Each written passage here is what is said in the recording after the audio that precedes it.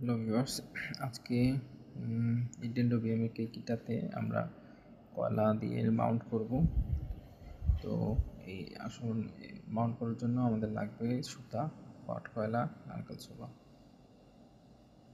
তো প্রথমে নারকেল ছোবার সাথে এই কাঠ কয়লাটা দিয়ে শক্ত করে আমরা বেঁধে দিব এই সুতা দিয়ে। এতে যেটা হবে, এটা এখন রুট ডেভেলপিং পর্যায়ে আছে। এভাবে সুন্দর করে বেঁধে দিলে গোড়ায় যে মাউন্টিং যেটা করা হচ্ছে, এতে রুটটা একে ধরে নেবে। আমরা হয়তো 6 মাস 1 বছর পরে দেখব রুট অলমোস্ট ডেভেলপ করে এটাকে ধরে নিয়েছে। তখন আমরা মাতৃগাছ থেকে এটাকে ডিটাচ করে পার্মানেন্ট মিডিয়ায় আমরা এটা দিতে পারবো। সেক্ষেত্রে যেহেতু এটা অলরেডি রুট ডেভেলপড অবস্থায় থাকবে, গাছটা আর কোনো স্টেজে যাবে না এবং এটা গাছটা সেই জায়গা থেকেই ফার্দার ডেভেলপমেন্ট শুরু করতে পারবে।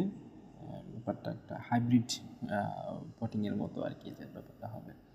আর যদি আমরা অপেক্ষা করি যে রুট ডেভেলপ করবে এবং তারপরে সেটা নিয়ে গিয়ে আমরা অন্য মিডিয়াতে স্থাপন করব, সেক্ষেত্রে যেটা হবে, এটা যেহেতু সে এতদিন মাতৃগাছ থেকে পেয়ে আসছিল এবং এই রুটের মাধ্যমে সে সেরকম নিউট্রিশন পাচ্ছিল না, কাজেই এটা হচ্ছে অ্যাডজাস্ট করতে একটু সময় লাগবে এবং এই মাঝখানের সময়টা গাছটা স্ট্রেসে থাকবে।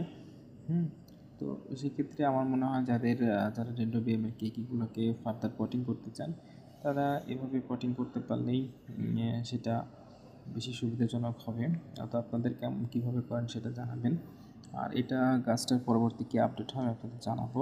আমার আরেকটা গাছেও আমি আজকে করব, যেভাবে মাউন্টিং করব সেটা হচ্ছে ডেন্ড্রোবিয়াম অ্যাফাইলামটাতে। তো এই হচ্ছে আমার অ্যাফাইলাম। এখানে একটা ছোট্ট কেকি আসছে। আগেরবারে কেকগুলোকে এভাবে মাউন্ট করেছিলাম এবং খুব ভালো রেসপন্স পেয়েছি। তো এবারে এটাতে মাউন্ট করব কয়লার নারকেল ছোবা দিয়ে। মাউন্ট করার পরে এই অবস্থা হয়েছে এবং এটার কি আপডেট হবে আপনাদেরকে জানাবো। Thank you.